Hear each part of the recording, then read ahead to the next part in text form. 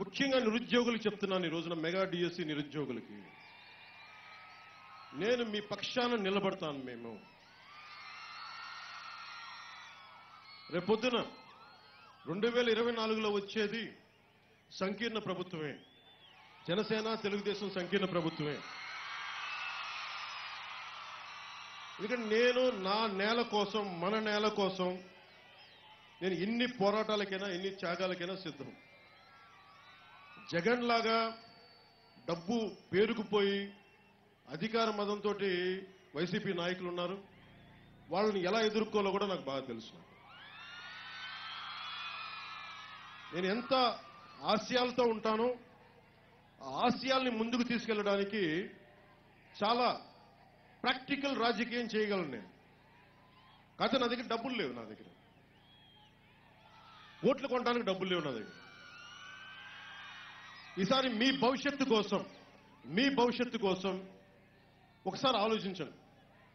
500కి 1000 రూపాయలకి 2000కి మనం ఓట్లు కొనేస్తే తీసుకుంటే మనకి నైతిక బలం పోతుంది. మీరు గుర్తుపెట్టుకోండి, పాలిటిక్స్లో దశాబ్దంన్నర అయింది నేను వచ్చి.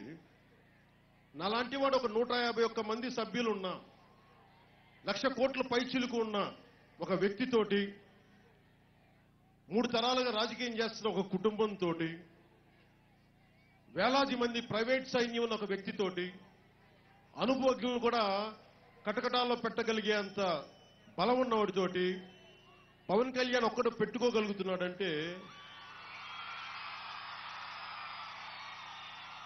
ఇది ధైర్యం, సాహసం కాదు. నా నైతిక బలం, నా దేశం మీద నాకున్న గౌరవం, నా సమాజం మీద నాకున్న భక్తి. దీనికోసం నేను సర్వం ఎదుర్కోవడానికి సిద్ధంగా ఉన్నాను. నేను అంటే నైతికంగా మీరు బలంగా ఉన్నప్పుడు వీళ్ళంతా కూర్చోబెట్టి నువ్వు డబ్బులు తీసుకున్నావు, నువ్వు ప్యాకేజీలు తీసుకున్నావు అని మాట్లాడుతూ ఉంటే ఆ సన్నాసులకి నేనేం చెప్పను. నాకు డబ్బు అవసరం లేదు.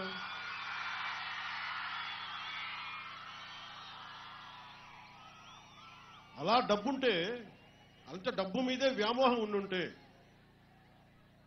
మాదాపూర్లో నాకు 1 కోటి రూపాయలు సంపాదన ఉన్నప్పుడు 5 లక్షలు 10 లక్షల ఎకరం.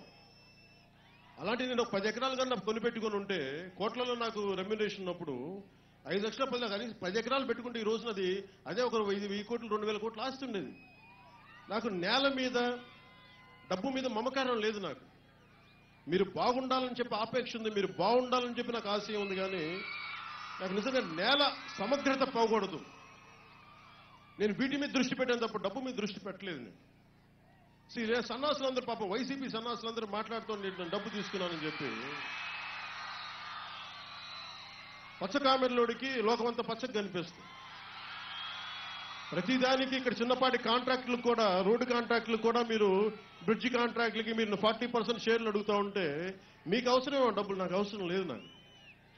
నాకు డబ్బు మీద వ్యామోహం లేదు, డబ్బు తీసుకునే అలవాటు లేదు. కాబట్టి 151 మంది ఎమ్మెల్యేలతోటి 30 మంది ఎంపీలతో ఉన్న 1,00,000 కోట్లు ఉన్న జగన్ తోటి గొడవ పెట్టుకోవడానికి నా నైతిక బలమే నాకు వెన్నెముక.